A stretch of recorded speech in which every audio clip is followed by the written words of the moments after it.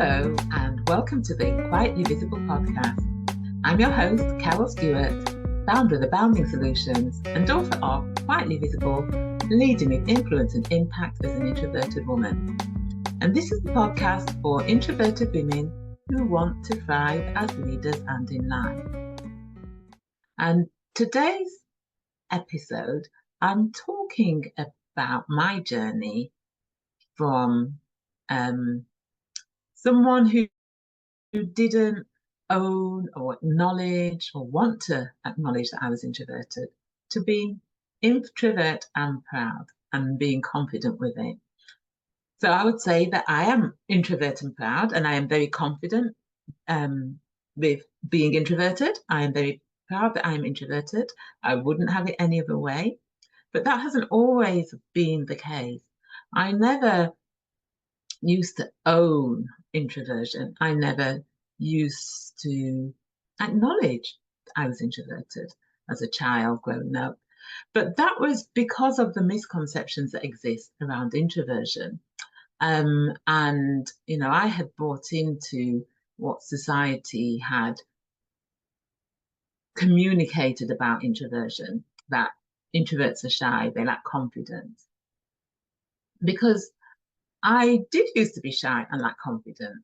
And as a child, you know, my earliest memory of this was just before I started school.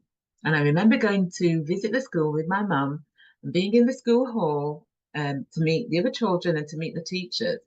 And all the other children were playing with each other. They were running around the hall, school hall. But I was clinging on to my mum. I was too scared to join in. And that was the story of my childhood and my early teens. I was shy, I lacked confidence. And it was once I got into my 20s, late 20s, and I'd become a single mum. When my son was 6 years old, I became a single mum. And I recognized that if I wanted him to grow up to be confident, to grow up to be bold, that I needed to model that behavior. So I started to do a lot of work on my self-development. So reading books, training, coaching, that sort of thing. And I began to recognize something. I began to recognize that I wasn't actually lacking confidence because I was doing things that some of my more confident friends, and I put in inverted commas, more confident friends, or those who I thought were more confident, I was doing things that they weren't doing. And I began to recognize that it wasn't that I lacked confidence, it was that I was quiet. And that was okay. I was quietly confident. But I still hadn't made the connection to introversion back then because like I said, I didn't really know much about it.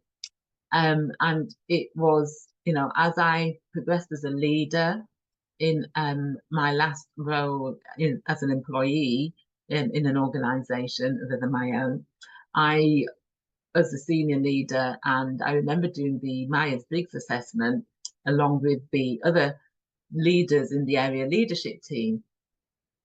And I remember doing the assessment and adding my scores and re-adding my scores and wanting to get a different score because I came out as introverted. I was an ISTJ, but I didn't want to own that because of the misconceptions that exist about introversion. So I didn't want to own it.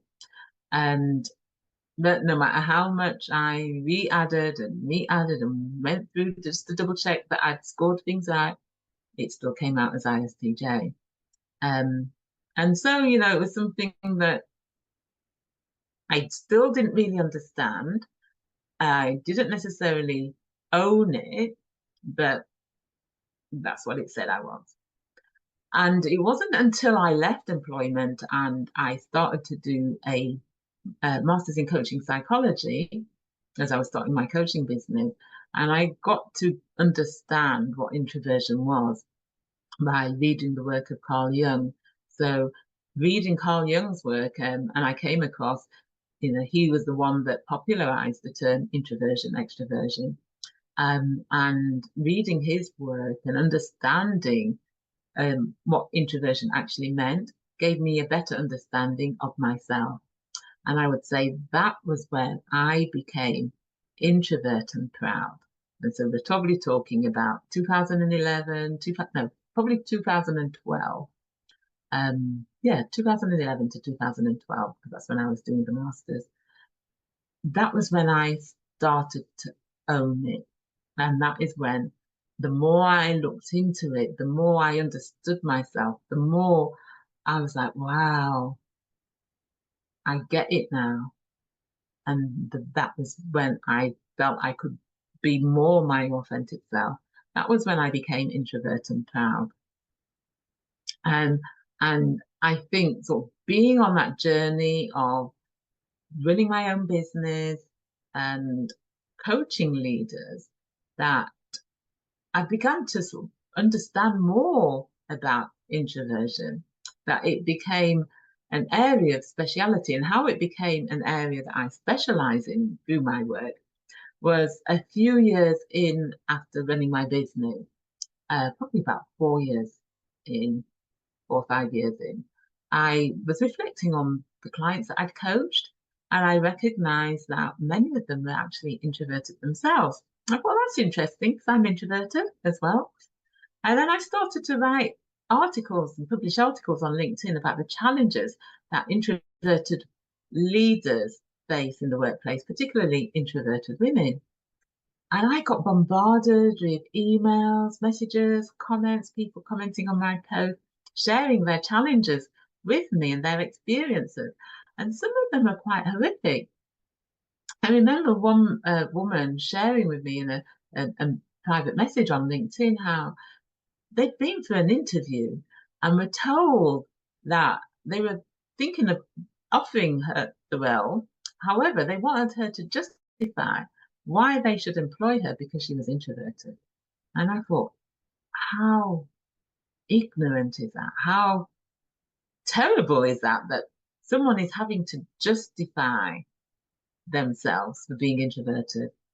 And I started writing those articles, and it was around about that time as well when I was out networking, and I met a woman and I was speaking to her, and I mentioned that I was introverted, and she said, "You don't look like an introvert." And I thought, well, what's an introvert supposed to look like?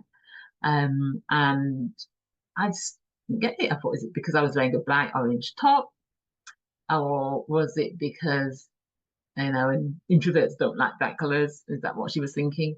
Or was it because I was actually networking and introverts don't like networking? And that piqued my curiosity. And I put a call out on social media, and I asked people that I was connected with on social media the question, when you think of the word introvert, what comes to mind? And I got responses such as shy, lacking confidence, doesn't like public speaking, social misfit, socially aloof. And these just highlighted the misconceptions that exist about introversion, because a lot of what they were saying could be described as for people that were extroverted as well. And so that, along with writing the articles about the challenges that introverted women leaders face, that was how I became how I came to specialize in introversion. And so then as time went by, I did my research. I wrote my book, Quite Visible, Leading with Influence and Impact of an Introverted Woman. I did my TEDx talk, Introverts Make Great Leaders Too. And I just developed this knowledge and expertise around the topic of introversion, and recognizing the strengths and sharing with those that I coach, and also those who read my articles or watched my videos, attended my LinkedIn lives, those challenges that introverts face and how you can overcome them, and how and increasing an awareness of how much the work environment is favored towards extroversion, particularly here in the UK, the US, and other parts of the global north. And it was, sort of during this period of doing the research and researching for my book and looking at and exploring, well, what is it? Why introversion is less favored in certain countries, in certain environments? And sort of reading some of the research around individualistic cultures and collectivist cultures, it sparked my curiosity as is that why it happens?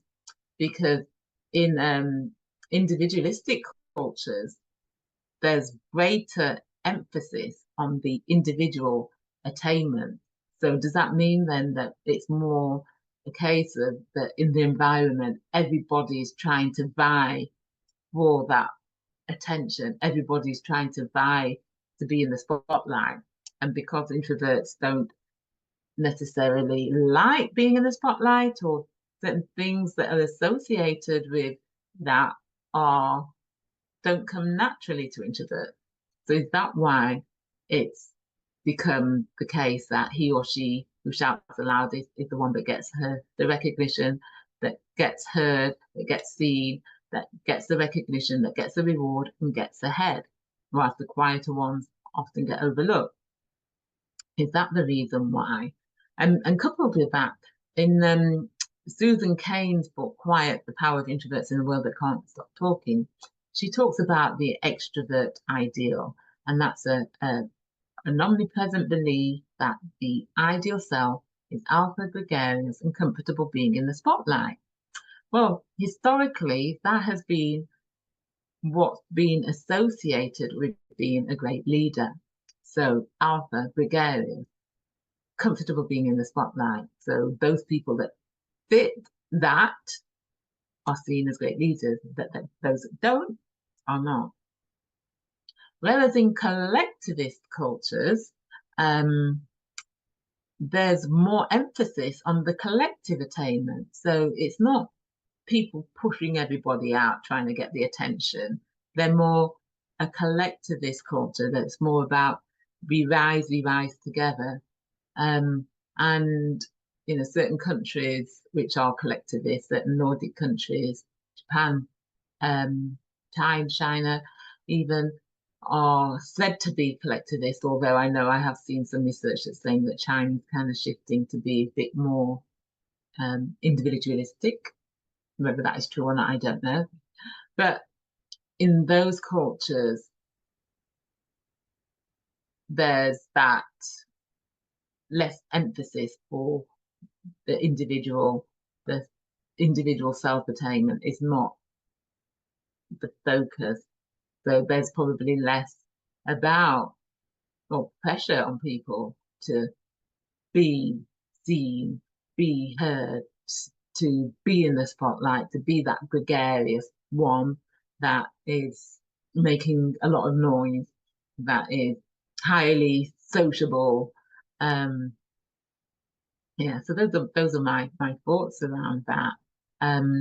But through my work, what I do is, as well as sort of coaching introverted leaders, I go into organizations and I deliver talks, I deliver training and workshops around the bias that's shown towards introversion, the unfavorable bias that's shown towards introversion, and the favorable bias that's shown towards extroversion, how extroversion is favored in the workplace.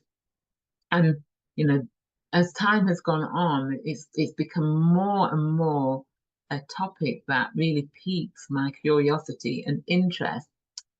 So much so that a few years ago, we'd been coaching a client, and this client was an introverted woman, only woman on the senior leadership team in a male-dominated environment, experiencing imposter syndrome and self-doubt and not speaking up and asserting themselves.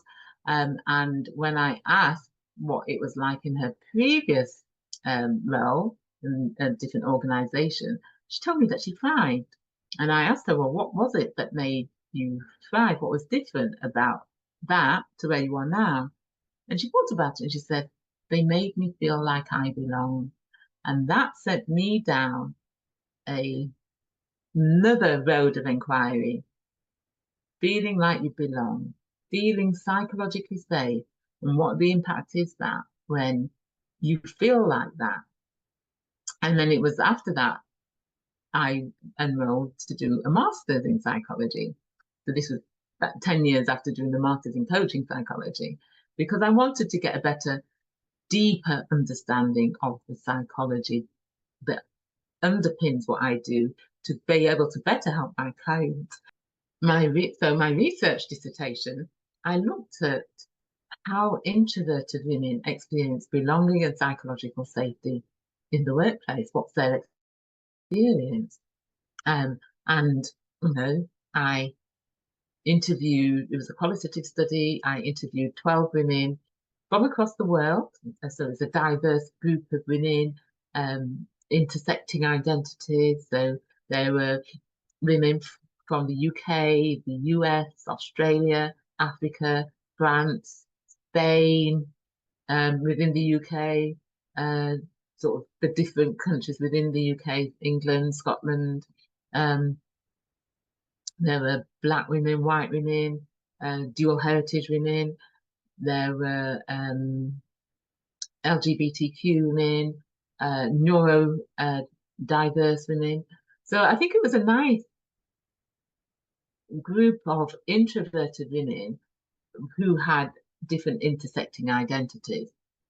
But the common theme throughout was that when they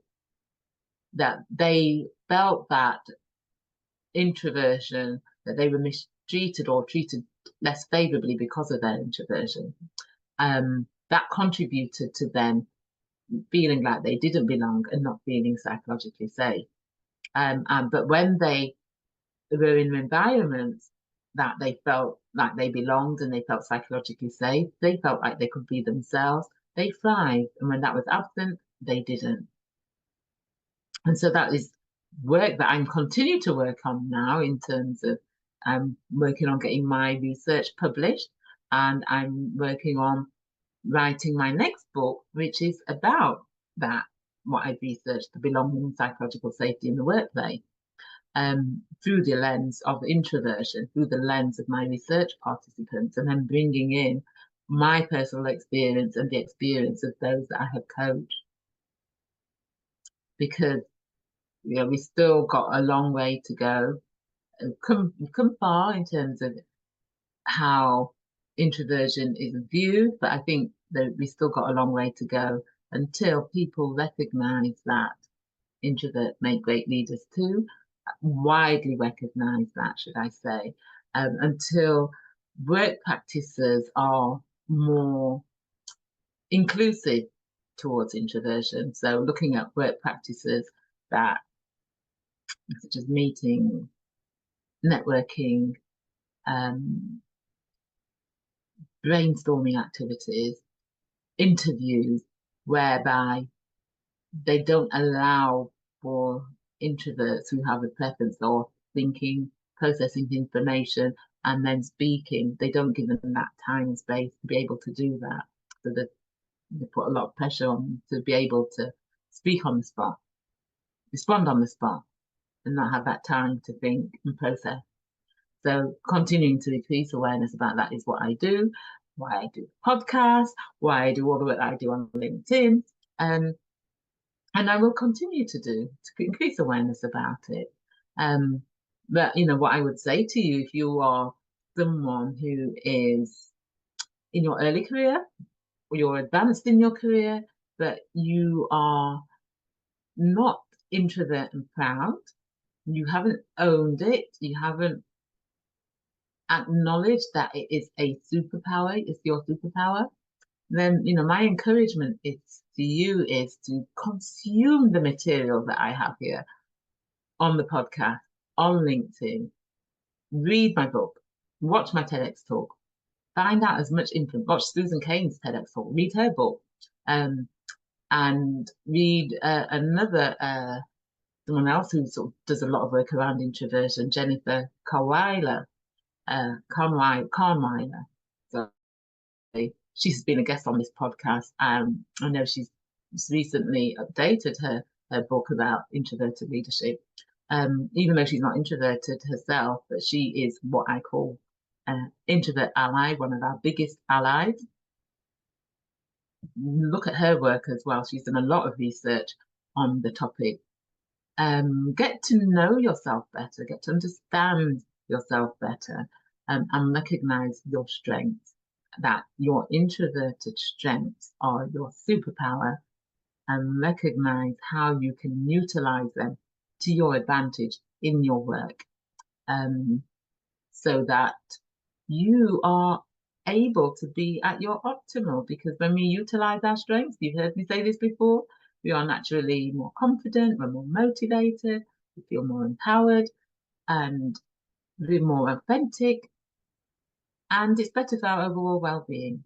So if you're trying to be someone that you're not, you're trying to put on a persona where you're acting as this extroverted person, and that's not naturally you, and you're finding it exhausting, continuing to do that will gradually chip away at your self-confidence and your self-belief, and you will lose yourself, who you are. So step into your introverted superpowers and be introvert and proud. So own it, rock it, and like I said, be introvert and proud. So thank you for listening. And if you are wanting to increase your confidence, influence, and impact, if you haven't completed the free assessment on my website, go to aboundingsolutions.com. There's a free assessment that you can do there that will give you ideas about areas that you can focus on. And also, if you haven't heard about my Impact Club, which is my new way of being able to support you, to help you to develop the confidence to lead confidently with influence and with impact, and to develop those skills and those know-how, then take a look at my Impact Club. It's a monthly session with in-between session support. And that is for you if you're not in the right place at the moment for one-to-one coaching. So until the next time, bye.